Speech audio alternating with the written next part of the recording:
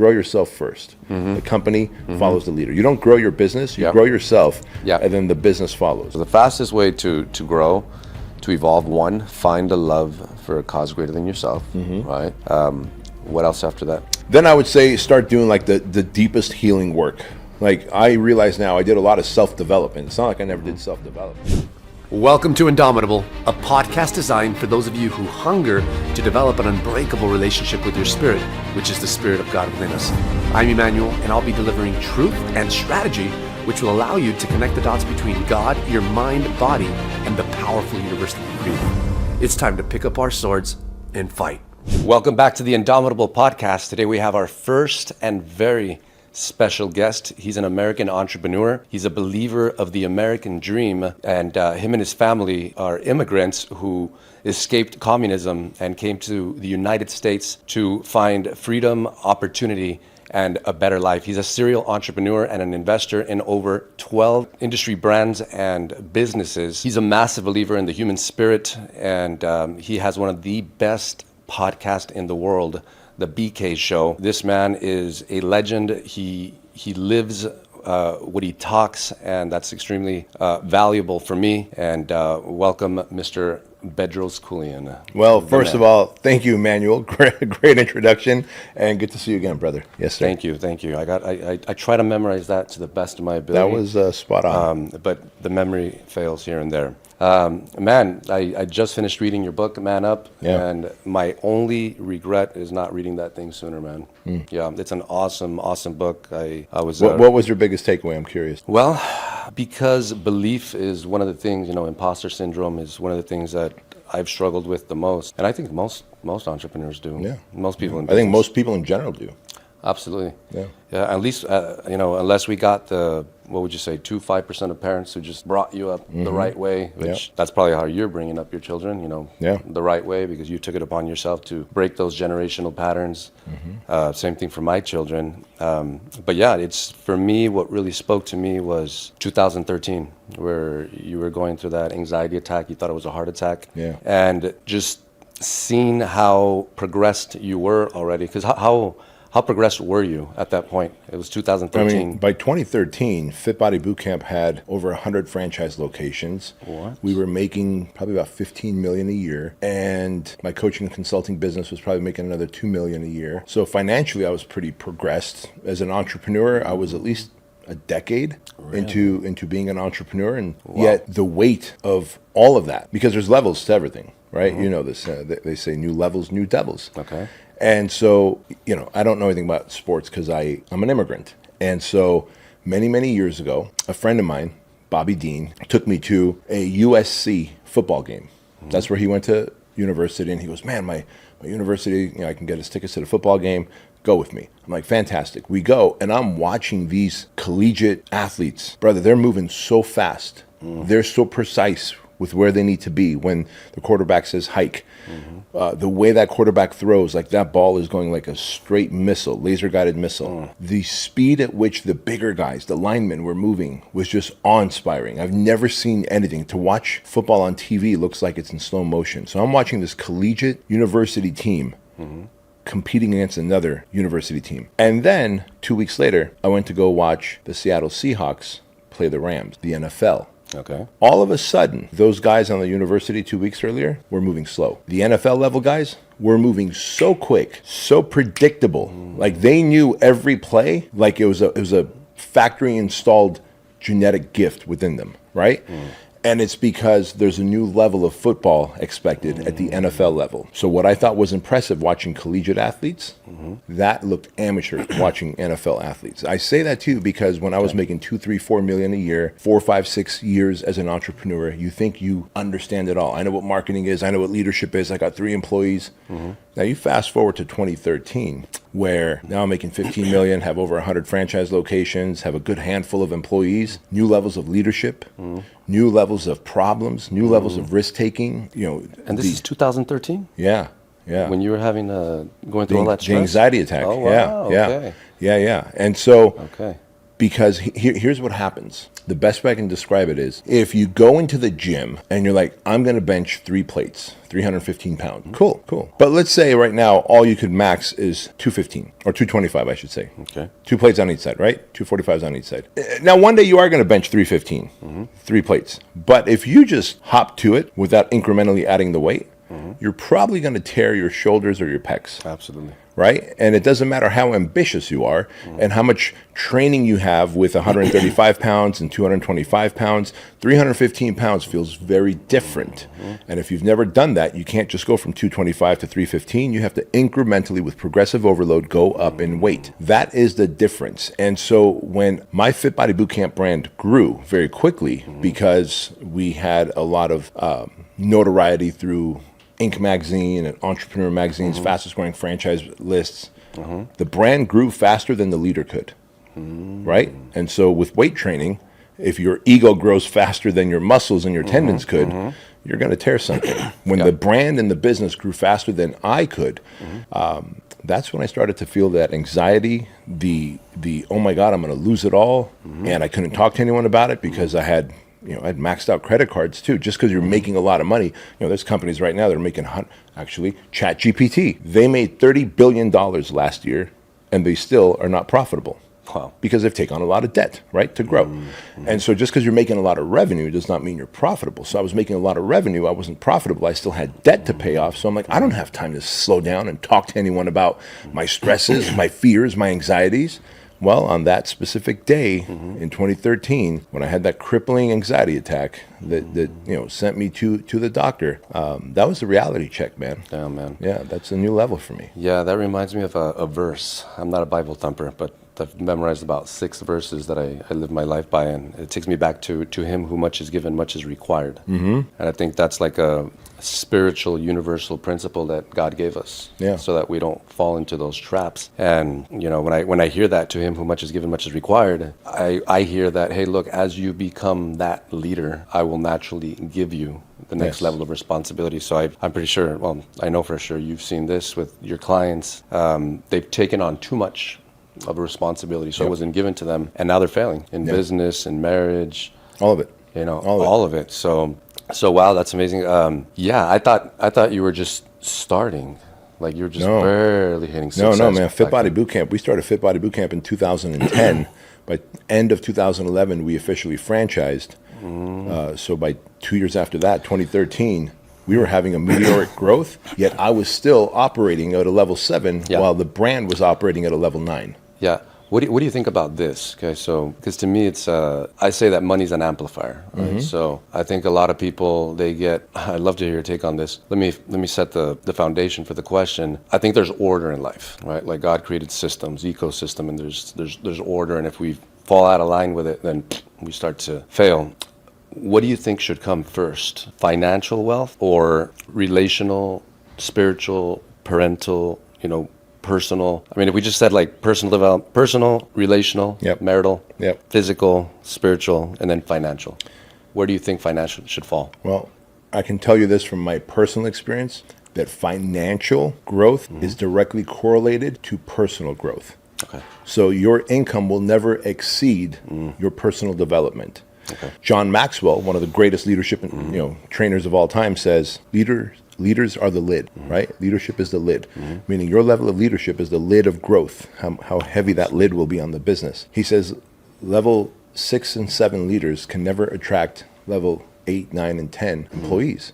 And that is absolutely true. And so, believe it or not, even before your relationship, you have to work on your personal. Because your spouse could only love you to the extent that you love yourself and that you value yourself. If you let your health go, physical, mental, and emotional health, how can they love you any more than you love yourself, right? Our capacity must increase in order for others to be able to love us as much. And so what I found is, and I did the opposite. Fit Body Bootcamp was growing. I felt like, you know what? This is great. I don't have to adjust my sleeping patterns. I don't have to adjust my nutrition patterns. I was still drinking back then. Not like I was an aggressive drinker, but I would have a cocktail or two every other night, to take the edge off. Sure. I would stay up late watching TV and stuff like, hey man, I made it. I'm rich, right? I didn't realize there's rich and there's wealth, and then there's generational wealth beyond that. And it was a very rude awakening to realize that my pattern of life was not able to, that would be like taking a Ford Pinto on the Indy 500 track and saying, all right, we're going to line this car up with all these hot rod race cars and race them. That Ford Pinto is going to blow up. Right. Right? It might make it around one lap, but it's going to get demolished. And so those people who think that, well, I just need to focus on making the money, it's just a matter of time before they have the meltdown in their personal life, professional life, in their relationship, spirituality, all of it comes crumbling down. Yeah, absolutely, absolutely. Where would you say that your level of personal development is going to show up the most? Like, would you say, like, hey, like the metric, because I know it's not like just, well, this is the metric, right? Let's just say that there was one area of your life where your personal development shows the most, call it 40%, 50%. Where do you think that would show up? Would you say in your marriage, your parenting, your body? I'll tell you this culture? way. No, it'll show up most in your relationships. I love that. So in your marriage, in your parenting, in your business partnerships, with how you deal with your team members and employees. Because if your personal development is not at a place where you can handle stress well, you can make good decisions, you don't let your emotions dictate how you look and feel and how you talk to people, right? I used to come in here, well, our old HQ, and Joan, who's my assistant, right? You talk to Joan to end up here. Well, Joan is Ed's wife. And Ed's been my videographer for 7 years. Joan has been with me for 11 years. And I would come in here with a grimace on my face, stressed out, overwhelmed, and I'd be short with people when they would say hi to me. And then Joan would come to my office and go, hey, 3 employees think you're going to fire them now because of how you showed up today. So because and guess what? I chose to be an entrepreneur. No one put a gun to my head and said, you're going to be an entrepreneur. You're going to deal with big financial decisions. You're going to have to hire people, fire people, deal with lawsuits, deal with competition, deal with economic shifts. I made that choice. Right. Yet because I wasn't emotionally regulated, I would come in here with an attitude if things were not going well for me in my business life. Yep. And she said, hey, you got 3 people now who think that they're going to get fired, and I bet you all of them are probably going to be looking for a new job. And 2 of the 3 are actually people we want to keep. I was like, shoot, I better learn to control my shit if I want to be able to keep my people, right? And so your relationships are the ones that will suffer the most, personally and professionally, when you're not personally developed. Yeah. Absolutely. Yeah, and I've seen that with a lot of my clients where they're very progressed in their businesses, but their relationship is just shit. Yeah. And I've heard, I think it's Tony Robbins and a few other people say the quality of your life is determined by the quality of your relationships. Absolutely. Not your finances, although yes, your finances have a lot to do with it. Yeah. So no, I love that. And I say that because, a lot of people our audience, they're succeeding financially, or they're somewhat progressed, yet there's still a lack of fulfillment, and they don't want to go home. And, so I guess the answer to the question is to encourage entrepreneurs to, hey, like work on your home environment as well, because one day you're going to be old, you're going to be dying, and you're going to be lonely. And are you going to have your money around you at your bedside, or are you going to have your family around you at your bedside, right? And if I have all this money and I'm not having an amazing life experience by showing my family the world and giving them the best of everything that the world has to offer, how am I really successful? Yeah, I guess here in the Western culture, we look at success as financial. Like, oh, that guy's very successful. He makes $100 million a year, but he's lonely. There's a video of Elon Musk, and he's being interviewed, and the interviewer says, so many people would want to be you, Elon. Now, especially that he's a first trillionaire, right? Since his SpaceX IPO. And he goes, actually, a lot of people think they want to be me. They don't want to be me. It's a pretty lonely life. And he had a brief moment of brutal honesty. And he said, a lot of people want to be me, but they wouldn't want to be me. It's a very lonely life that I have. And it is, because he ruminates about going to Mars. He ruminates about Starlink. He ruminates about the next SpaceX rocket. And his life is all but dedicated to all of that, Tesla, to whatever his next thing is. He's made that choice himself. No one, again, put a gun to his head. Yeah. And he looked so sad and empty when he said that. Now, he might have some level of fulfillment from serving the world. I don't doubt that one bit.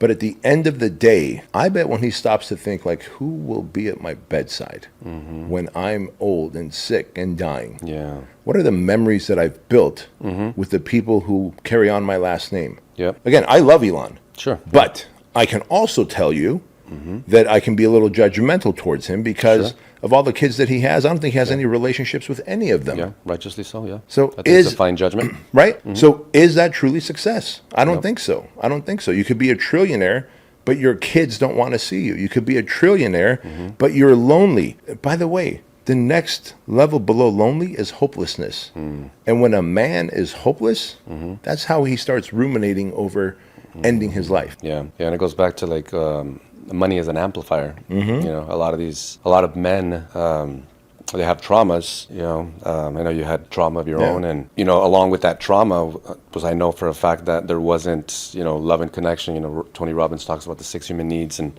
I know a lot of those needs weren't met at an early age in a healthy way. So they found other ways of fulfilling those needs. You know, by becoming rich, and that's great. You know, I mean, that's a great way to feel that significance. Have you ever read the book "The Body Keeps the Score"? No. It's a great book. I'll check it out. And in that book, Dr. Van Bezel talks about, he's a psychologist, a therapist. And after literally working with thousands of men and women, helping them heal from all levels of trauma, he said men who have experienced trauma, specifically sexual abuse, right? Yeah. I'm one of them. As a young boy, I was sexually abused. He goes, they grow up, some of them grow up, like he was explaining categories, right? So some might grow up and become predators, right? And repeat the cycle. Others, and it broke down to like 3 categories. Others will go on, and this the second category is what I was in, and I'm like, oh my God, it's like he had a camera on my life. He goes, they grow up to become wealthy because they use money to create safety and security. They use money to hire people and have yes people around them because the employees that you have are probably not going to call you out on your shit. Right. Joan is one of the few people in this building who will call me out on my shit. Okay. Right? That 40 some odd people, otherwise most don't. And I understand why. Like, I could make a decision that could cost them their job, right? And so they might be like, oh, you know, it'd be nice if someone talked to B about whatever, but it ain't going to be me because I don't want to rock the boat. And so he talked about how men that have had sexual abuse in this category will make a lot of money to insulate and isolate themselves, to create safety for themselves, because we lacked safety as a child when that happened, to create people around them who will say yes, who will be agreeable, because we need predictability, because as a child, it was very unpredictable to have 2 older boys sexually abuse you, right? He says that category also grows up and needs control. So they get jacked. They use a lot of steroids. I'm like, does he know what I have in my closet in terms of how much steroids? I got testosterone and Cestin on for days, right? Know about me. And then he went on to say, and they get tatted up.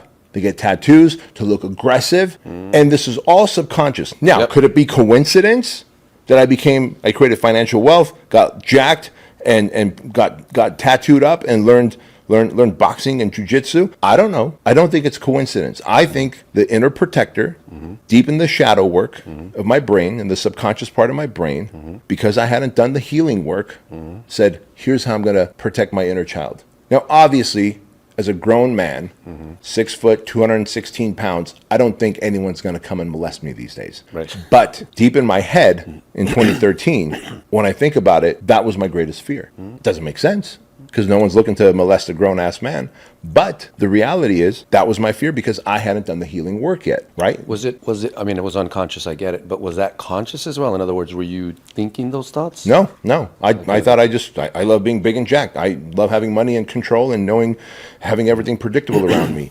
I love, you know what, I'm going to go get some more tattoos. You know, I started off with getting my kids' hand tattoos on my back, and then it kind of went down my arm, and then off it went. And I just did everything psychologically to look mean and aggressive to protect my inner child. Sure.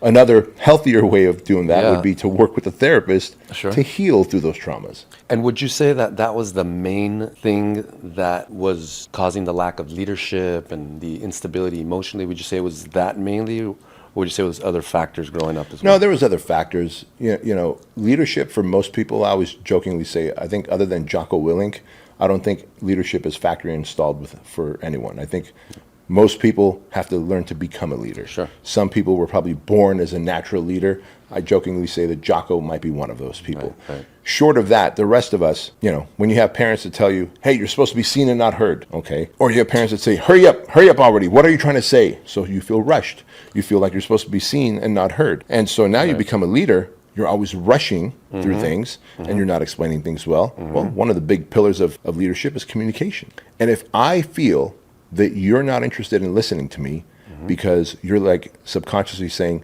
Bedros, hurry up, right? Which you're probably not. But if I was still unhealed, I would feel that way. Right. So I would speak faster, say less. Now you're unclear in what my expectations are. So now if you're an employee or a coworker, you're like, shit, I don't know exactly what I'm supposed to do here in this company. Right? Yeah. And so communication is one of them. How about decisiveness is another thing about leadership, right? And so when you really think about it, you have to be decisive as a leader. Well, if you're insecure because things have happened to you, any kind of trauma, doesn't just have to be sexual abuse. It could be physical, mental, emotional, could be neglect by parents who unknowingly neglected you, right? Yeah. Someone has parents, like my parents. We came to America, I was 6 years old. Everyone, my brother, who was way older than me, my sister, way older than me because I'm the oops baby. They all had multiple jobs, 3-4 jobs apiece. Right. I grew up neglected. I didn't even know it. They didn't mean to neglect me. We needed to pay rent. We needed to have food on the table. Yeah. But the byproduct of that was neglect. Another form of abuse. Now, do you think a person who feels neglected inside and is insecure about being around people is going to make fast and decisive decisions? Probably not. So that's another muscle to develop. And so I share this with you because our traumas can lead us, especially as we become entrepreneurs. We're supposed to be great at communicating, great at decision making, supposed to be great at casting a vision, right? Like, what is the end goal with this company, right? And are you on board with it? Yeah. And at the end of the day, if we're not doing all that, problem solving. If you're insecure, you lack confidence, how are you going to go out there and solve problems? You're not. So there's so many factors that healing work contributes to fixing so that you can become a better leader, better entrepreneur, better husband, better father, better friend. And if you don't do that work, you're going to have a high turnover in your life in terms of work. And then on your personal side, there's going to be this distance between you and your spouse, this distance between you and your kids, this distance between you and your, origin family, right? Because you never feel fully connected with anyone.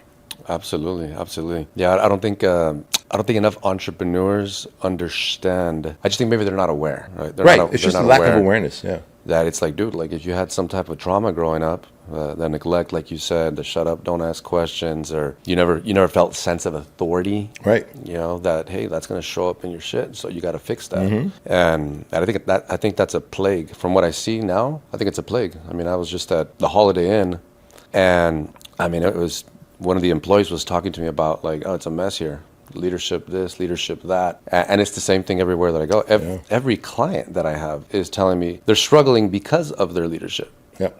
So I think more people need to become aware that, hey man, it's, like improve your communication skills, improve casting a vision, but also like heal your shit. You know what I mean? At what point did it dawn on you? Was it like, oh shit, like this shit's affecting me? Well, it's embarrassing to say, but it didn't necessarily dawn on me. It was told to me by my therapist. So that's when you became aware, right at that point. Yeah. Because remember, I had that massive anxiety attack that I talk about in my book, which I thought was a heart attack. So the next day I went to the doctor. I was like, dude, I think I had a heart attack, right? And he checked my heart and put me on the EKG and said, no, I don't think it was a heart attack. Are you stressed out? I'm like, yeah, I'm very stressed out. He goes, I think you had a panic attack. And some people, it feels like a heart attack. I was like, no kidding. And so he put me on Xanax, Xanax, after like 3 or 4 days of being on Xanax, dude, I had no creativity. I had no ambition to work. Like, it just numbs you. Done. It just turns off the lights, dims your energy. Yeah. And so I was like, this isn't going to work. I got to grow my companies. I got to work. Right. And so I called the doctor back up. I'm like, hey, what other drug do you have that's not going to make me so dim? Right? He goes, all of them are going to make you feel this way. Maybe you should work with a therapist. A good therapist can give you tools to help you cope with your anxiety and your stress. Okay. So I reluctantly went and found a therapist. His name is Kevin Downing. He's out here in Brea, California. Okay. And I remember talking to him, and I was like, hey, I'm very type A. I'm very driven. I need to know how many sessions it's going to take for you to give me the tools I need to be able to cope and regulate my anxiety so that it doesn't manifest into a panic attack again. And he goes, I don't know, 3 to 4 sessions. I go, cool, let's do 4 sessions. Pretty fast. Yeah, right? And he gave me the tools like taught me halt when you're hungry, angry, lonely, tired, and you're an alcoholic. If you're halting, you're more likely to go back to alcohol. If you're a drug addict, a recovering drug addict, if you're hungry, angry, lonely, tired, you're more likely to go back to drug. If you're a workaholic or you stress out a lot, right? If you're hungry, angry, lonely, tired, you're more likely to have that panic attack, that anxiety attack. And so he said, control your halt. Like if you're hungry, eat something. If you're lonely, find companionship. Take time and hang out with your family, with friends. Like don't isolate yourself. Right. What do entrepreneurs do, especially male entrepreneurs? We isolate immediately when we're lonely, when we're tired, when we're exhausted, when we're most broke, right? So if you're hungry, if you're lonely, now if you're tired, get some sleep. I know it sounds like a stupid common sense thing, but No. we don't. We're like, I just need to grind it out. I need to grind it out. Right. Tell when, right? Yeah, I think there's a lot of that mumbo jumbo, like, bro, grind, don't sleep, type of shit. And it's like, bro, you're going to F yourself up, man. Yeah. You're going to relax. Yeah. To what end? I asked my wife today, I told her, hey, do you think this would be a good question for Bedros? And she's like, I don't think that would be a good question. He's going to laugh at it. And I'm like, I'm going to ask it anyways. Let's hear it. She said hi, by the way. So I said, hey, do you believe that it's important for entrepreneurs who have like a massive vision and they're just constantly scaling themselves and their business? Do you think it's important for them to have a system to relax their nervous system? If you had asked me that 10 years ago, I would have said no. Yeah. I would have said, I don't even know what you're talking about. You're like, fuck that. Work till you sleep. Yeah, exactly. At 51 years old, absolutely. I am like I literally tell people this. I go, I'm like a high performance sports car where when everything is dialed in, it's got the right amount of air in the tires, the injectors are clean, it's got the best racing fuel, all the fluids are fresh and topped off, and you put a great driver behind it. That car is deadly. But one little, you get a Honda Civic and you don't get an oil change on that thing for another 3,000-4,000 miles. You just let it go over by 3,000-4,000 miles. That Honda Civic's going to keep going, or that Toyota Camry is going to keep going. You take a high performance car, right? You take like an Aventador or something. Dude, that oil starts getting a little gummy. It's going to melt down that entire engine. Screwed. If there's any kind of debris in the intake, there goes that car. Yet you look at the air filter on a Toyota Camry or a Honda Civic, it's just dirty and black, looks like coal has gone through it, right? And I share this with you because anybody or anything that's high performance, you look at horses out in the wild, right? They're just grazing, having a good time. But race horses for the Kentucky Derby, bro, they have chiropractors, massage therapists for them. They inject them with all these longevity things. Massages. And right. Shit, yeah. Because that horse is high performance. Anything high performance must have a system to regulate itself. I think that's good, yeah. Back to its highest performing level. Yeah. Emotionally, physically, spiritually. Yeah. I think that's good, man, because, there's a lot of people out here who, sadly, most of them are not even succeeding. And I think it gives them, like, that significance edge. And it might work for, like, 1% of people. Andrew Tate. The drink, don't sleep, have sex, but I don't think that's gonna work for everybody, right? But I think there's a lot of that mumbo jumbo, like sleep when you die type stuff, and that's why I asked the question, because I've tried both. I've tried the go hard, ice baths. 2024, it was a lot of ice baths. Sure. Yeah, but I found myself like stressed all the time. I was like, what the fuck's going on here? Can I tell you something about that? Yeah, please. And it's not the ice bath specifically, but it's any kind of excessive tough guy routine. It serves as a great distraction. It serves as a really good distraction. Because I'm going to do ice bath, and then from there I'm going to go into the sauna for 20 minutes, and then from there I'm going to do journaling, and then from there I'm going to do interpretive dance, and then from there I'm going to visualize. All right, how about you take 20 minutes of that time to figure out how to get fucking leads into your business and then sell them on a service, right? But it's this false sense of productivity because I'm fucking committed. I'm disciplined. Yeah. Look at me, ice bath. Who wants to go in 34-degree water? I do. Okay. Yeah. Like, I'll just take a cold shower and then make more money than you. Yeah, and you feel good about yourself. Yeah. And you're posting about it. Yeah. So people are like, wow, like, he's really serious about it. Right, exactly. It's like, wow, look at him. He's really hardcore. Yeah. But then deep down inside, you're like, fuck, my credit card bills are coming and I don't know what to do. Shit. Yeah. Like, really? Yeah.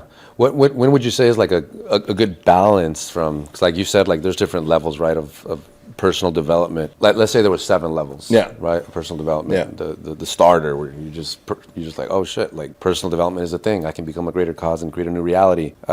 at what level would you say, like, you don't need the journaling? Or would you say, like, hey, at some point you do need to journal, you do need to meditate, Look, I think everybody needs different things at different times, right? Like, someone once told me, like, dude, you should try meditation. You should try meditation. And I've heard that since I was making $1 million a year, and then 5 million, and then 15 million, and now at $100 million a year.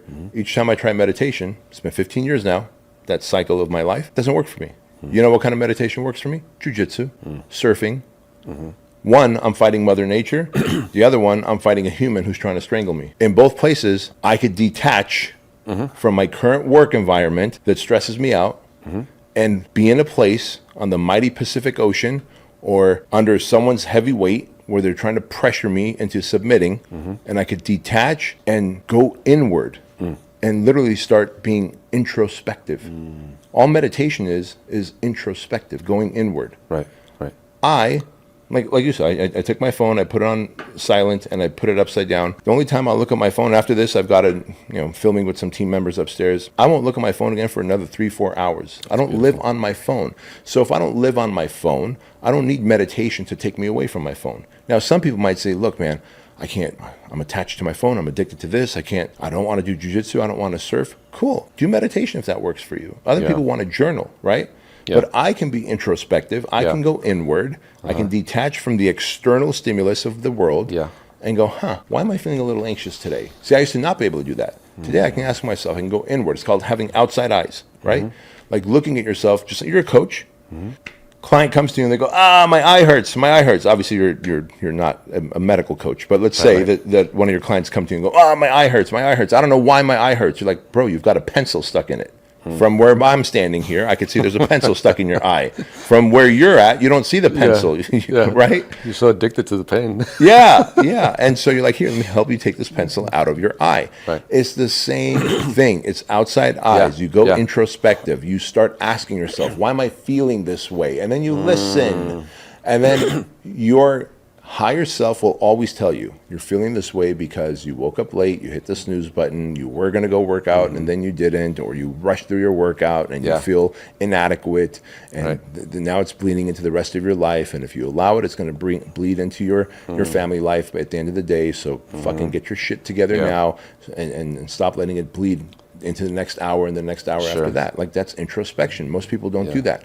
There's no more alone time. We're always with some kind of stimulus now, right? People take their phones into their shower and they're watching YouTube videos on the toilet or in the shower. Like, you're never alone with self. And it's like the biggest stranger around most people is themselves. They know someone else better because they would think it's rude to just, like, I would never, like, be in my phone and also talk to you like, hey, Emmanuel, everything's great, right? I'm looking at my phone as you're like, damn, Bedros, like, can you look at me? So most people know the people around them better than they know themselves, because when no one else is around, instead of knowing themselves, they just go right into their phone, into their device. I think that's good, because, a lot of the people watching, a lot of people think that meditation is personal development, and you're saying that, hey, there's better ways. That's the way I translate it. It's like, hey, there's better ways of meditation, or different ways, really, not necessarily better, but different ways. Because I was a meditator. I mean, hardcore, bro. I mean, 2-3 hours a day sometimes, bro. It's a good way to go, bro. I was like, bro, like, are you progressing? So, but I mean, it makes you feel somewhat better, so you think it's good. But I love what you said, jiu-jitsu and all that, and it's true, because if you think about, like, meditation, what the intention is the intention is to bring all your focus to the present, off the subconscious thoughts, which are fears and all that shit, right? So that you can be higher vibrational in spirit, so that you can, like you said, reflect and see what's up. So I think, a lot of people watching today, they should try something different. And I like that, the jiu-jitsu, because it's an awesome form of variety. I mean, shit, you're bringing all your attention to the present moment. Yeah. And not only that, it teaches you any kind of combatives. I just say jiu-jitsu because I've fallen madly in love with jiu-jitsu for both the physical attributes that it's helped me develop, right? And then also the emotional attributes and mental attributes. The physical attributes are, I'm more cardiovascular. Like, I walked in and you're like, dude, you look more jacked. Yeah. I'm like, actually, I'm down 16 pounds because jiu-jitsu, you sweat a lot. Yeah. You sweat a lot. It's like constant cardio with holding another human, right? While they're trying to strangle you. So it's not like you're just laying across my shoulders and I'm running around. Imagine I pick you up and you lay around my shoulder, and as I'm running, you're trying to choke me and break my arm. I'm like, bro, Emmanuel, take it easy. You're like, no, I'm not gonna. This is the game that we play, right? It's called jiu-jitsu. And so the other thing it does, while my buddy Emmanuel's trying to choke me out, and break my arm, I have to be able to control the fear that I have. Because at the end of the day, it's a real thing, man. Like, you can choke me out, and if I tap and you don't let go, I could die. Yeah. So I am forced to deal with real fear and real consequences of decisions I make on the mat. Think about it. If in your business right now, you go and make a bad decision, you decide to turn off all your ads. Let's say you're running ads right now for your business. If you turn off all your ads, immediately are you going to feel any pain? Probably not. Probably not for weeks, right? Bank account starts running out of money. No new money is coming in because there's no new leads coming in. Weeks from now, you're like, oh man, I made a decision a few weeks ago on turning off my ads, and I'm feeling the financial pain of it now. Okay. On the jiu-jitsu mats, all of that is compressed and concentrated into seconds, because same thing with boxing or Muay Thai, whatever combative people want to do. Again, I'm just saying jiu-jitsu because that's what works for me. That's a sport that I like. Sure. But on the jiu-jitsu mats, one wrong move, instead of bringing my elbow here, I brought it here, and that gave Ed just enough room to go under, right? Now he's got a cross face, and now he's working his way to side control. Now he's got his knee and he's going on mount. Now he's gotten high mount. Now he's moving his arm across my face, and now here comes the head and arm choke. All because I moved my elbow a little bit. Yeah. The consequences of that decision I felt within seconds, maybe a minute, right? And so it teaches you, like, oh shit, every action has a consequence, and it's immediate. So then in business, I'm like, all right, like, this happens too. It's just in a longer frame of time. Number one. Number two, you got a strong dude sitting on top of you, forcing their will on you, and your fight or flight kicks in. You have to control that. And if you can control your breathing, you can control your mind racing, you can control trying to spaz out, and you know how to turtle up, or you know how to find a little pocket of air when they're trying to smother you with leche de padre. Dude, it's a good feeling, because when life tries to smother you, you're like, I've been here before. Yeah. When business tries to smother you, I've been here before. Yeah.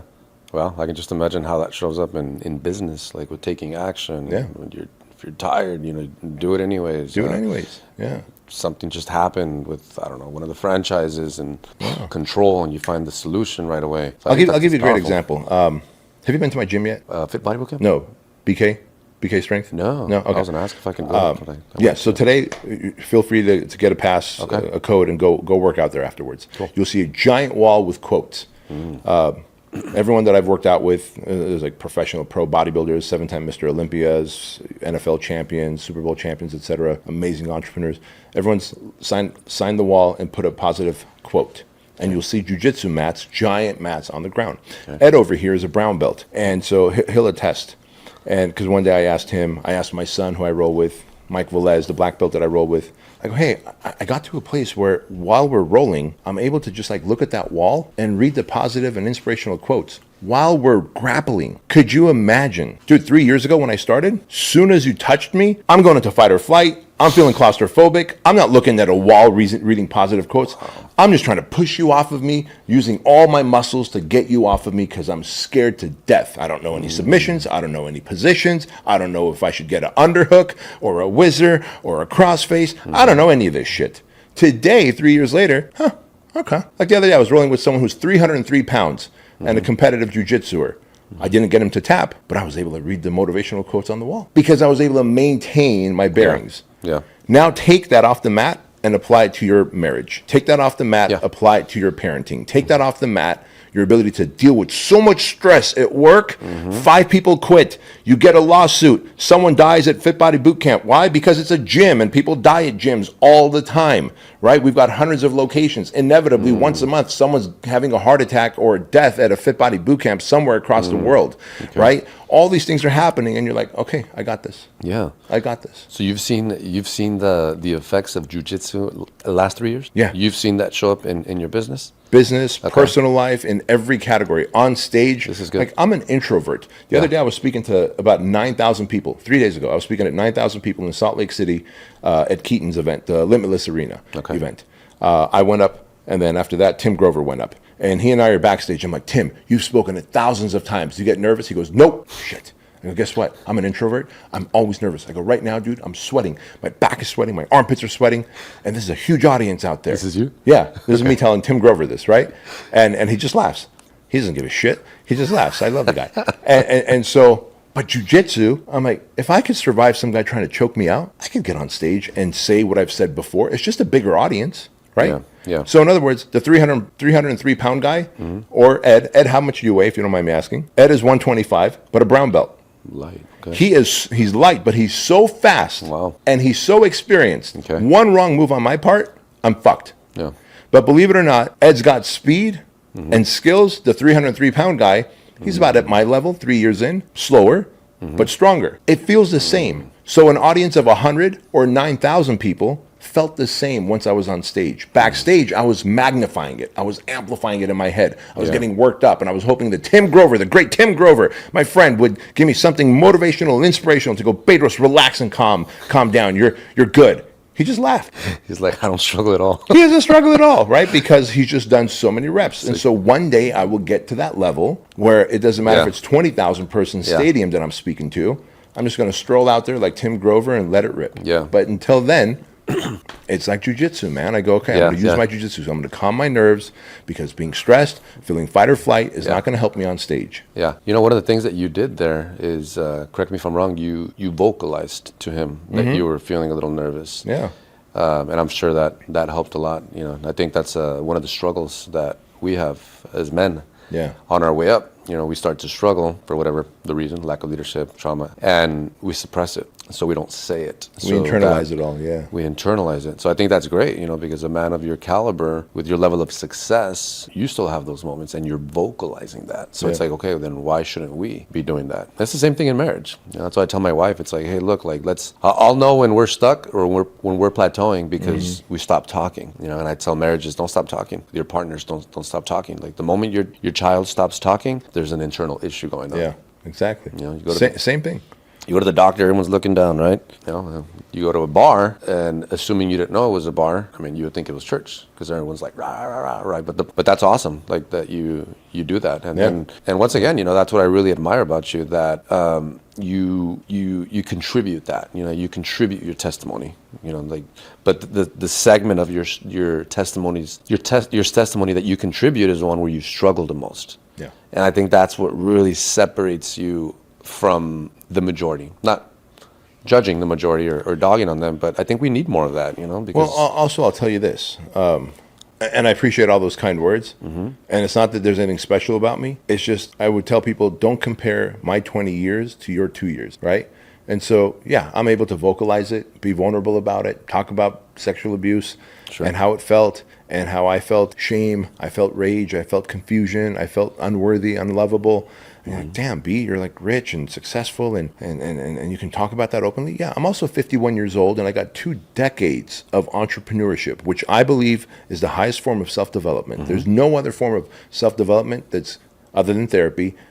And I would even say someone who's an entrepreneur, who's actively trying to build their business, getting therapy, that is the highest level of self-development because it allows you to face all of your fears. You know this, financial fears, rejection fears, doubt, uncertainty, economy, marketing, sales, leadership. Do these people want to take an order from me? All these things. And so I'm 51 years old. It's easier at 51 after 20 years of life experience and business experience and over a decade of therapy. Yeah, it's easy for me to talk about it. But I always also remind people there's nothing special about me. You'll be there too. You can be there faster if you start doing the work today instead of putting it off like I did. As I think about it now, bro, I didn't have to wait for that anxiety attack to get the ball rolling in healing myself. Right. I knew I had been sexually abused. Yeah. I knew it probably left scars on me. I knew that I was very confrontational with people because of it, because I wanted to prove myself to everyone. I knew that I could be very argumentative in a disagreement, whether personal or professional life. Those are all indicators that things aren't normal. Maybe I could use a little help. Right. But I was like, I'll figure it out later. Right now I got to grow the company. I got to grow the business. No, going back to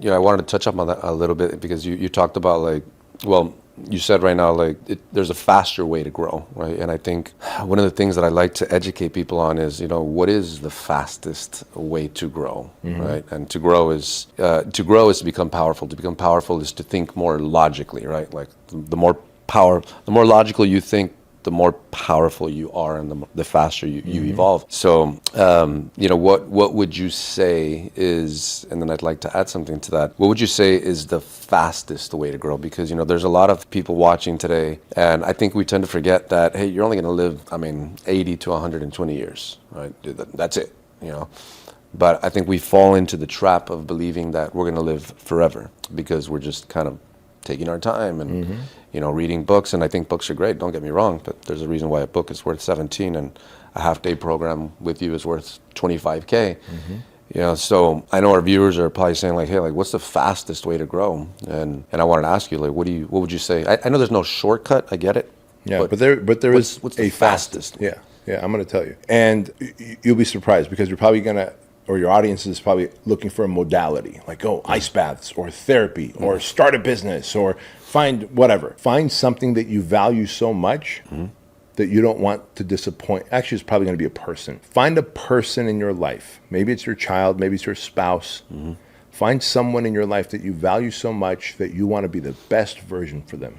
The best version, that's the fastest way to grow. Okay. Because once you realize like, I want to be the best version for this person. Yeah. I value them so much. They're so good to me. They're so great for me. Yeah. I just feel so amazing around them. Yeah. I don't want to disappoint them. I don't want to Right. bring the lesser version Right. of myself to them. Yeah. I'm going to move heaven and hell. I'm going to deal with as much discomfort as therapy. You know how much therapy gave me discomfort? It gave me so much. I would sit with Kevin and talk about the shit that happened to me as a child. And then as I'm driving home, it felt like I was stuck in molasses because you unearth all these things that happened to you 30 years ago as a boy. And you talk to another man about it. Yeah. And he didn't judge you. Yeah. But he handed you a Kleenex to wipe the tears off your eyes. Yeah. Yeah. And you're like, this doesn't feel Yeah. good. The pain of it. Yeah. Right? But you do it Yeah. because you care about the people or the person who you prioritize. And so if you're with the wrong person, I'm going to tell you this. Get a divorce sooner than later. Absolutely. You're with the wrong person, get a divorce sooner than later. You have a bad business partner, don't stay a minute longer in that business relationship. I folded businesses because I didn't want to be in that relationship with that business partner. All of it I did after therapy. Before therapy, I would dwell in all that shit forever. Yeah, because that's where you were vibing, man. That's the pain that you were addicted to, unconsciously addicted to. I mean, you're going to land yourself in those relationships that are just going to reinforce what you feel. So I like the answer. It's find a cause. Well, what I heard was this. It's like find a cause greater than yourself. And I tell people, and I like that, because we're talking about like what's the fastest way to develop yourself, right? Because I think a lot of people are lost and they're trying this and they're trying that. So it's like, well, let's just cut the bullshit and let's find a system, like a faster way. And I like that as a starting point. And here's why that's important too, man. We've all heard this. I would die for my kids. Like no one ever says like, I would die for myself. I get it, right? I'm always going to prioritize my kids over myself. And so it just makes sense that it's probably going to be another person. You know what I mean? And maybe it is your kids. Maybe it is your spouse. Maybe it is a business partner. Maybe it is a close friend who's just been there with you through thick and thin. And you've just maybe realized, I haven't been there for them like they've been for me. And you realize that. Because we won't make those decisions for ourselves. We will let ourselves sit in our own shit for as long as possible because, it's what I'm used to. I'm used to this, feeling numb. I'm used to feeling scared. But it's like, but for you, I want to be brave. For you, I want to have higher capacity of love. For you, I want to have more patience. For you, I want to have more understanding and grace. And therefore, I must heal. Find the person. And that's why I think it's important what you said, like, hey, look, like if your marriage ain't good, I mean, not that if it's not good, like get a divorce, but I mean, if they're not supporting you and you them and they're not willing to evolve with you, like get rid of it. Yeah, because, and it ties into your answer, because there's no love. So it's like if the cause that, if you're going to become greater for a cause outside of you, well, I think you have to love that cause. Right. And I think a lot of men, and I've seen this, because a lot of men, they have kids, and I'm like, do it for your kids. But that doesn't seem to excite them. But I think because there's no connection with the child, So I think there has to be, I mean, you meet a girl for the first time. Remember when you started dating your wife? And I mean, shit, man. I mean, what happens when you meet and you're dating? I mean, Lord, you comb your hair, you brush your teeth, you start making more money, you become the best version of yourself. You go to the gym. Exactly. Twice a day. Yeah. Even if you're tired. Yeah. So I because like you that. want to present your best self, right? Yeah, so I like that. So the fastest way to grow, to evolve. One, find a love for a cause greater than yourself, right? What else after that? Then I would say start doing like the deepest healing work.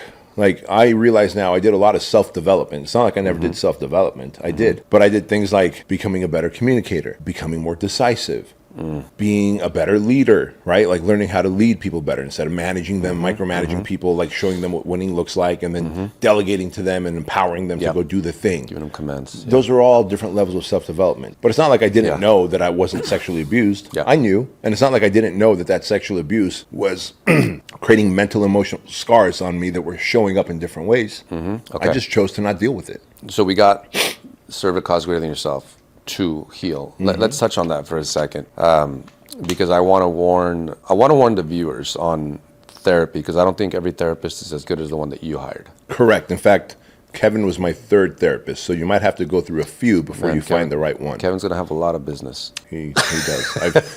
To date, I've referred something like 87 people to him already over the last 10 years.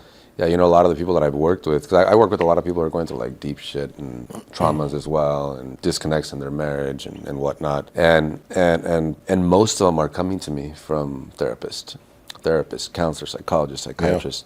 And it's not to down on any of that, you know, because I think it's the same shit on the other side, you know, with life coaches. You know, the standards on both sides are, I think they're very low. And I don't, and I'm saying this for a reason, right? I'm saying this because I think a lot of people go and find the source. They kind of treat therapy or counseling as, let me find the, oil change place closest to me. And they think they're going to get the same oil change everywhere they go. That's actually a very good analogy. It don't work like that. I tell people, look, you got to keep in mind that the system that trained the professionals, call it counselor, therapist, whatever, maybe, like there's no requirement for like overcome generational patterns of your own, have mastery with your communication skills, like have at least 10, 15,000 hours of practice so you can understand the subconscious, which is really where the game, and have the fruits in your life to prove that you know what you're doing. So I just wanted to throw that out there, because a lot of people, they're going to start like therapists near me, and I'm like, no, like,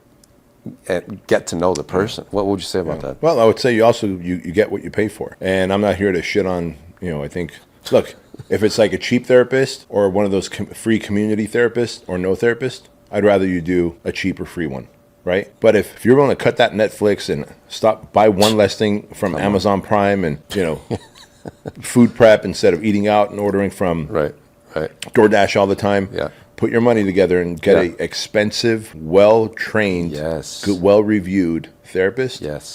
That's the fastest way to healing, because they're going to call you out on your bullshit. They're going to see things. They've seen a pattern of, like, Kevin told me when I started like crying like a baby on his couch, and after he handed me the Kleenex, he goes, hey Bedros, I go, yeah, and I looked up. He goes, in that very same spot that you're sitting on that couch have sat dozens of police officers, dozens of firefighters, dozens of military war heroes, dozens of entrepreneurs like you. All of them have had some level of trauma, some physical, some mental, some sexual, and some even worse than you. And then it literally made me feel less of a bitch, because the whole time I'm like, oh my God, I bet I'm being a big bitch crying on his couch, right? He's like, all those guys I've had to hand a Kleenex to. Some had it worse than you. Some had a little better. And when he told me that, I was like, oh, maybe this is what it takes to go through therapy. The next question out of my mouth was, and how are they doing now? And he said, all of them who did the work got the results. That's all I needed to hear. I realized I may need to be, and I worked with him every Monday for 13 to almost 14 months straight. Okay. So we did more than the 4 sessions then. Way more than 4 sessions. The 4 sessions helped me with the anxiety. The next fucking 4 million sessions helped me unearth all the bullshit that happened to me. Right? And to know that other dudes who I would respect, sat on that couch, cried, and vomited out all this information for the first time to this old dude in front of me. And he's not here to judge me. He's here to guide me. He's here to help heal me. And he's here to help me heal myself.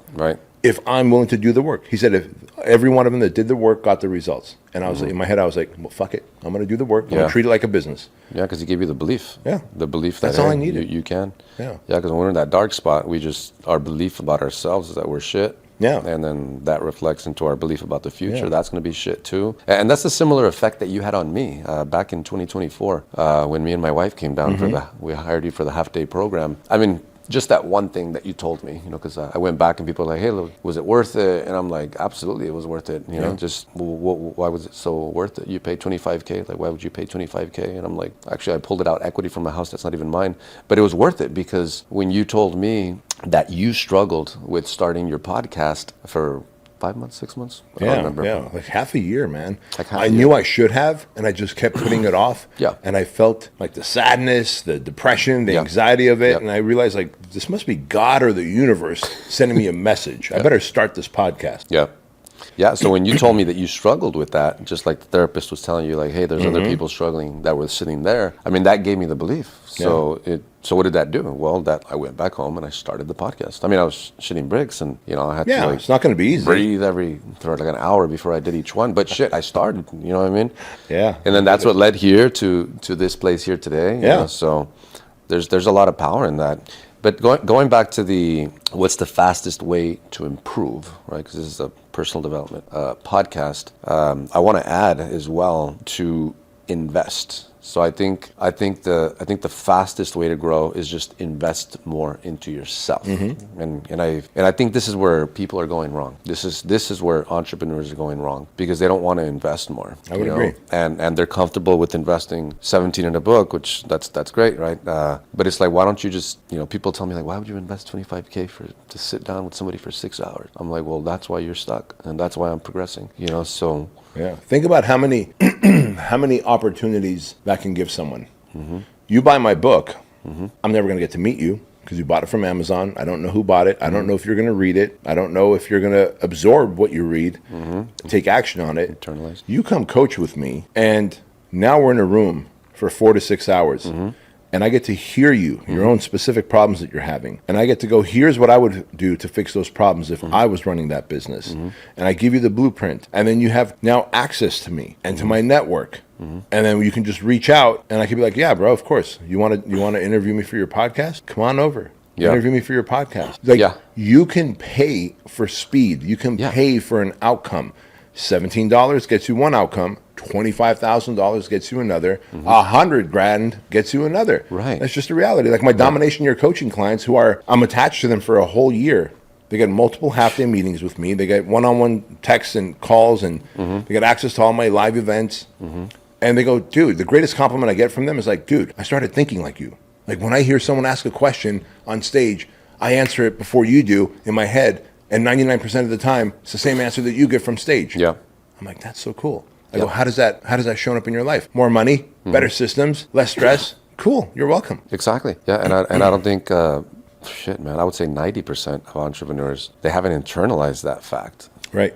And that's why they're stuck. And it's like, let me figure this shit out the hard way. And it's like, bro, like I had a guy who called me and he's like having struggles with my marriage. And he just, somewhere in that conversation, he threw out that he had just bought a $5,000 console to play video games. Jeez. I'm like, bro, like. I didn't even realize those things are so expensive. I'm only charging you $7,000 to fix the issue. Let me talk to my wife about it. I'm like, bro, you're 40 years old, dude. And I tell people, like, look, what you value today will determine the value of your life tomorrow. So it's like, either way, you value some shit. You either sports, you are sitting on your ass, porn, like you said, it's like, so I think you guys need to take a look in the mirror, our audience, and say like, okay, like if I'm not cool with the value of my life today, what is it that I'm valuing? Right. That's not adding value to my life. And I tell people, just take the shortcut, dude. Like get as close to that individual as you can. Yeah. That's why people are like, you paid $25K and you flew from El Paso, Texas, all the way to California, and you paid for that as well. Yeah. And I told them, and on top of that, I don't know if I told you, but our daughter was about a year old when we came. I remember that. So, and I'll share something real quick with you. So she was doing just straight up breast milk, right? So we risked coming over and not making it back. And you offered us an extra hour, I think, or 30 minutes like that. I appreciate that. And so I was like, shit, we might not make the plane. So we didn't make the plane. Oh. And I told my wife, like, relax, because we started freaking out, because I'm like, who's gonna tell a 1-year-old that she ain't gonna get her milk tonight? And she's not cool with like bottle, so I was like, shit. I don't want my daughter to have that's a trauma. Right. You know what I mean? I'm not saying it's going to destroy her life, but I'm like, shit. Like, Sure. But it's pretty cool because, everybody was gone. There was like one guy, I think, at one of the Southwest Airlines. I told my wife, use your words. Use your words. Tell your story, okay? I'm not going to go. It's going to throw it off. You go. She went. And the guy's like, I can't do anything for you guys, So we took about 7 steps from the counter. And then he's like, wait. And I was like, I'm going to do an illegal connection for you guys. I can't do this because you might miss the second one. I'm like, let's go. So we made it. All that to say is that if you're willing to travel the distance to meet people who are truly successful in life will take care of you. Just shaking your hand, bro. Proximity is powerful, man. Like proximity around the people that you want to be like, that you respect, that you value, and who will open doors, make connections, and give you the shortcut. When people tell me like, oh, I'll work out at a public gym every now and again, and someone's like, man, you really charge $100,000 for your coaching? Yeah, I do. It's $100,000 for a year, or $25,000 for just one half-day coaching session with me. Like, wow, I don't know, man, I couldn't pay that kind of money. I go, well, it's not because you don't believe that I won't give you the results, because if you look at the domination of your website, there's literally 48 different experts, authors, thought leaders, entrepreneurs giving their video testimonials. Right. Those can't be faked. Right. Well, I guess with AI these days you can, but those can't be faked because they're real people you can look up, right? Yep. I go, you do realize it's not that you doubt me and my abilities for that $100,000. You doubt that you'll do the work. And they go, oh shit, I never looked at it that way. Right? Now, if I go to a website, there's no testimonials, no track record, and it's $100,000, I might be like, how do I know this guy's going to give me results? Right. But I go to your website and I see testimonials from men that have got great results. If I'm not willing to give you the money, it's not because I doubt you. Right. I doubt my ability to actually do the work. Right. My follow through. Yeah. The problem's with me, not you. Exactly. Yeah, and I really hope that hits home for some people, man. Because when I think it was Steve Jobs who said, connect the dots looking backwards. And that really stuck with me. That compounded with the law of cause and effect. It's like, okay, you want a great effect, you got to become a greater cause. So, but I also I thought about energy as well. It's like, okay, like if I put myself in his position, energetically, what's that going to do to me? Yeah. And it's interesting because you know what, the next month after I left, I closed my first 6-figure sale. Hell yeah. It was right at 6 figures, right there. Hell yeah. Okay. But it was like, but that's the power of energy. Yeah. People don't understand that. It transfers. It transfers. Energy transfers, and it is contagious. Both negative energy and positive energy, by the way. You hang around with people that are like Eeyore from Disney, like that donkey who's negative, low tone, low motivation. You're going to start feeling like Eeyore. Yeah. You hang around with someone who's like, Tigger, right? That little lion who's excited, or tiger that's excited and jumping around and enthusiastic. You're going to end up feeling like him. Yep. It's contagious, and it's like, who are you going to put yourself within proximity to, and what is it worth to you? Yep. I think a lot of men too, they struggle with letting go of certain relationships. There's, like I said, I'm not a Bible thumper, but there's a couple of verses. One of those is, guard your heart with all diligence, for out of it flows everything. And it's the third principle that I teach my clients. It's a belief that I integrate into their brain. It's like, if you don't integrate that verse, guard your heart with all diligence, for out of it flows everything, like, you're going to struggle, because environment is everything. And if you can't let go, like if you look at the most successful people, I mean, you know this better than I, they lost like 95% of their family. Not lost, but they just... disassociated with. Yeah. They disassociated, But it goes back to the first thing that we talked about on what's the fastest way to grow.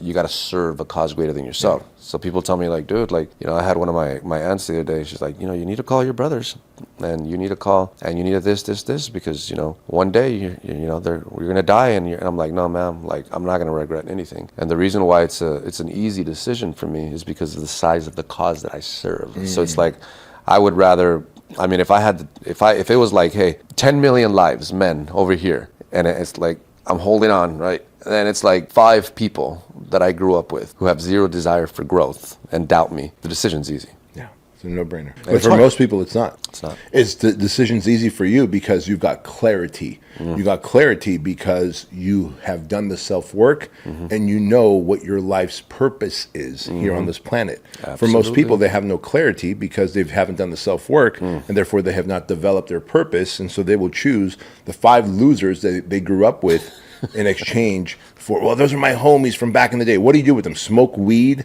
watch fucking sports all day, hoot and holler at the television, and then get drunk at the end of the night while eating your 7-layer bean dip with them.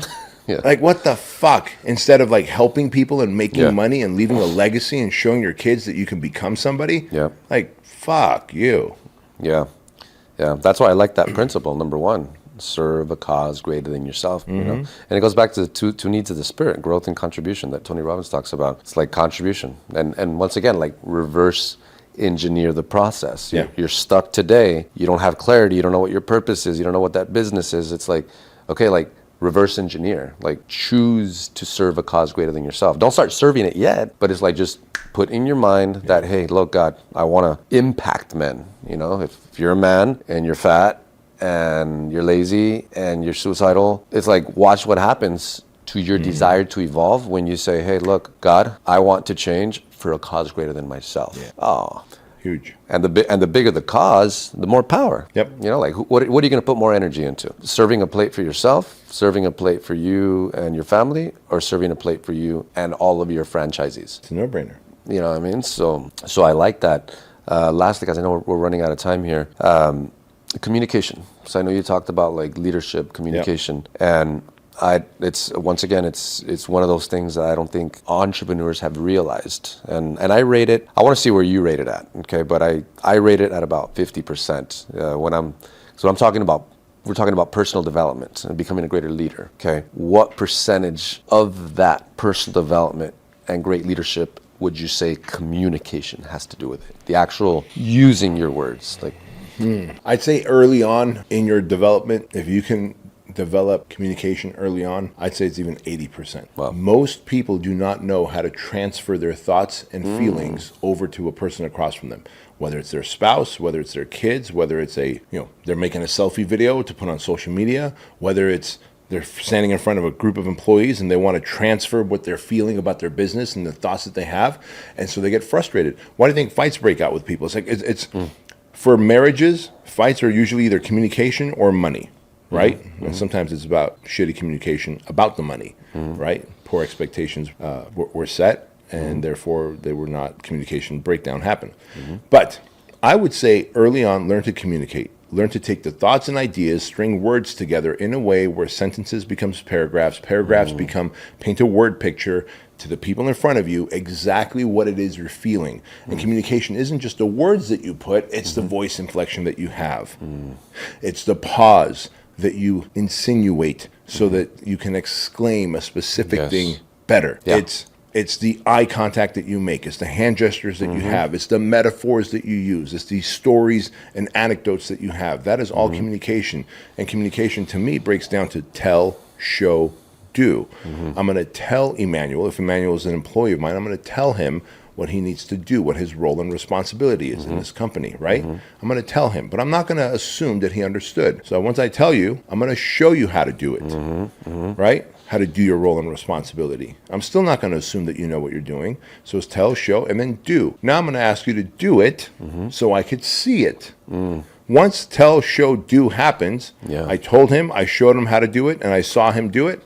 Now I go, dude, that is how you win in this company. You keep doing that and you work your way up. Telling him meant I had to draw a word picture for him, for you to see it as clearly in your mind's eye as I saw it in my mind's eye. Showing you is to make sure that there is no margin of error.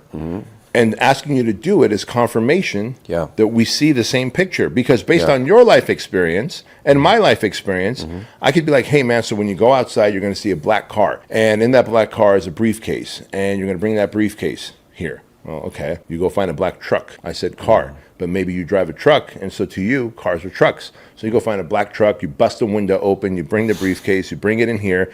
But here where? There's the 2-story building we have. Do I bring it upstairs? See, if I wasn't clear, hey, go out there, find a black automobile car, sedan, right? I might even say Toyota Camry, 4-door, black, parked on the west side of the building. The more specificity, the better. Because then you're going to be like, bro, I don't know what the fuck you said. So I found a black truck, I found a briefcase in it, I brought it to the building. What more do you want from me? I'm like, you did it all wrong, and now we're having a fight.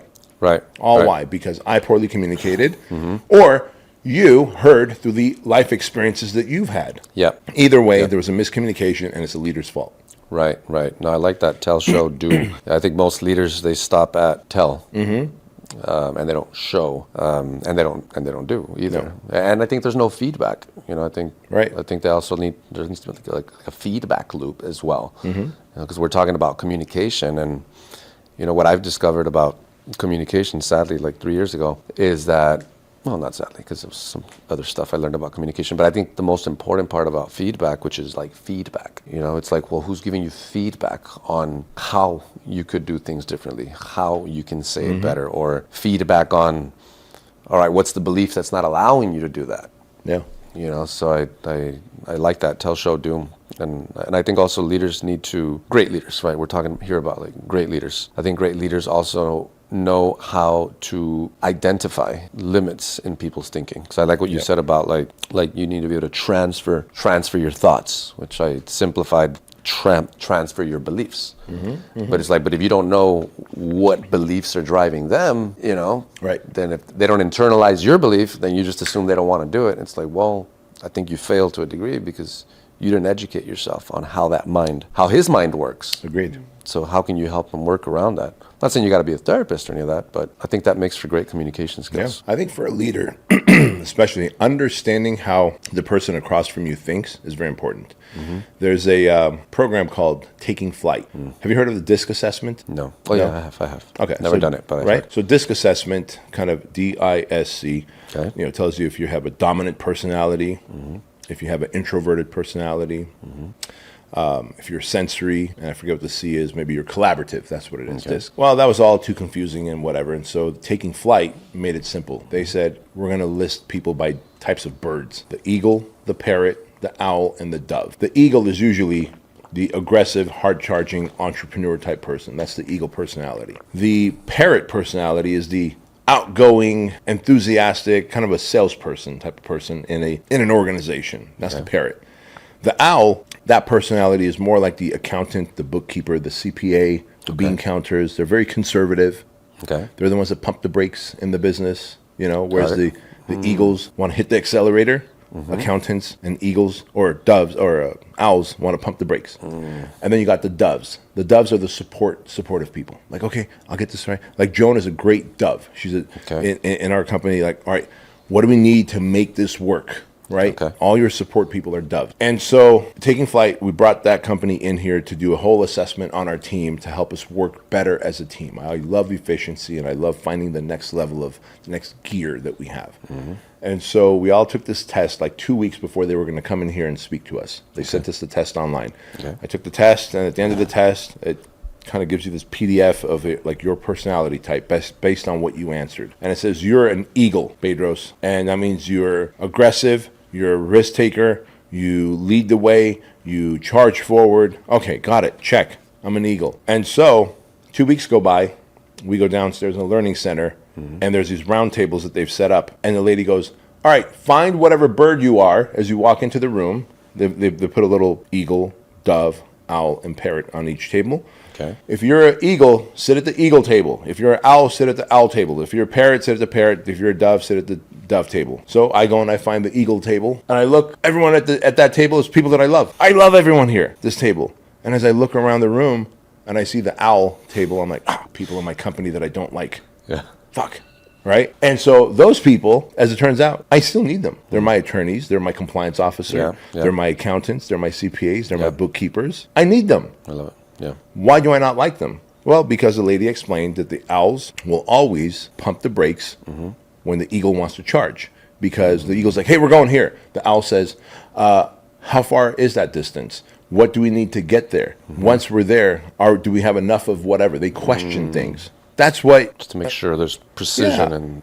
Attorneys, accountants, right. Compliance officers, that's their job, is to question things and to get into minutia. Yeah. The eagle says, see, now you're killing my vibe by asking all those stupid questions. I don't like you, right? Okay. Yeah. Well, as it turns out, I need all of them. You need all of them. So if you are just like, I'm only going to hire the type of people that I jive with, well, you're probably going to have a whole office full of either eagles or parrots or doves, whatever you are, because you connect with them. Got it.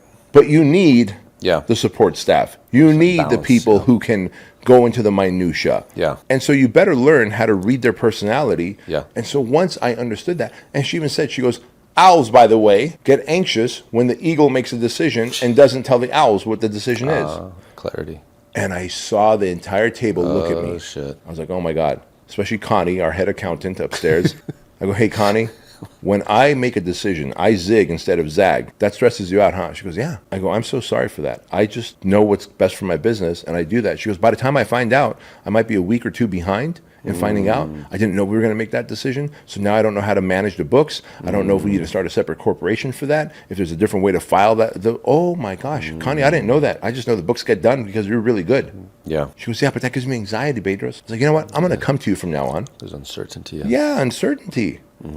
So I'm going to come to you from now on. I'm going to tell you exactly the moves I'm going to make so that when I announce it on social media, you don't freak out seeing it on social media. Could you imagine my employees were seeing me make decisions, announcements on social media, and I just thought like, oh, all the eagles in here know, but the doves didn't know, the owls didn't know. Yeah, that's awesome. So it's important to know other people's personalities, what makes them tick, what makes them vibe, and if you could actually communicate with them in their love language, communication language, it reduces their anxiety and increases their performance. Yeah.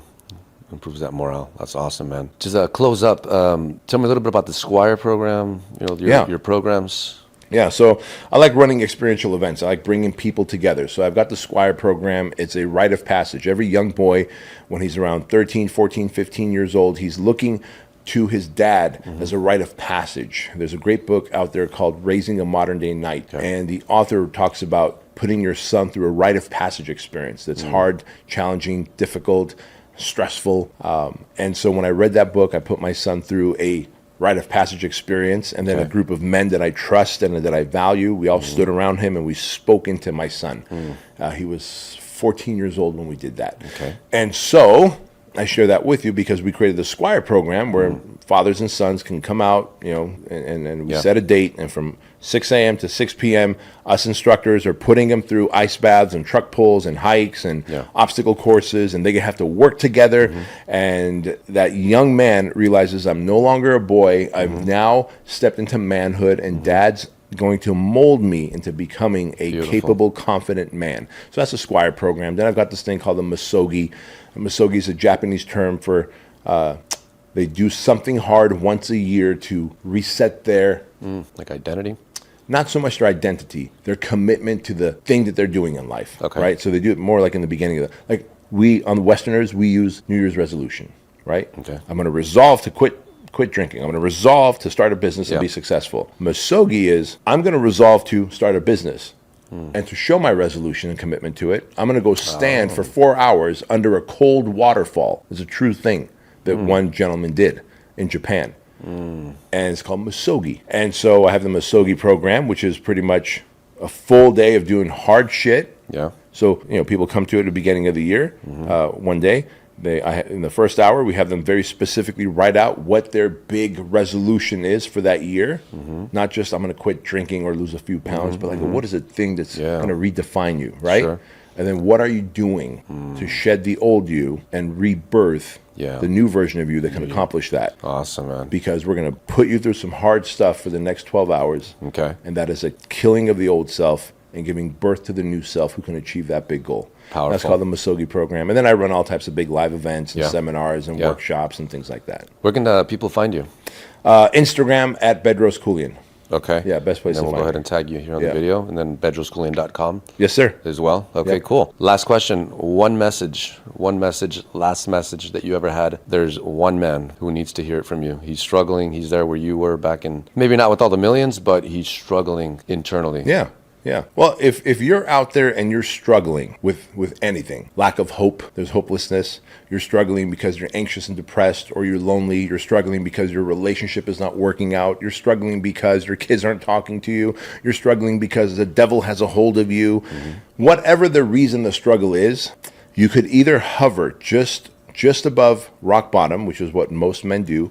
They don't quite hit rock bottom to restart.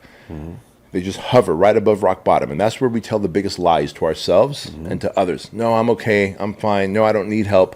If you're struggling, you feel hopeless, you feel like there's this pain in your heart that no one will understand, I promise you, people have experienced that. As Kevin once told me, great men have sat on that couch and experienced the pain and the suffering that you're going through right now. And the healing will happen as long as you do the work. I'm here to tell you, if you're struggling, you're suffering, and you feel like no one else has experienced that pain that is unique to you, it's not. Others have suffered. Go find someone online, offline, in person, and ask for help. Yep. It's the hardest thing for a man to do is to ask for help. Yep. Ask for help and just put your ego aside and be an open vessel. And whatever that person says, put into action, and you will regain the hope, Yep. the clarity, the focus, the relationship. And then hopefully you don't do anything to go fuck it up after that. Right. And find a cause greater than yourself. Find a cause greater than yourself. There it is. There it is. Well, thank you so much. Man Up. You guys want to get the book, Man Up, Game Changer. I appreciate the time, Thank you, brother. Mr. B. I appreciate it. Thank you.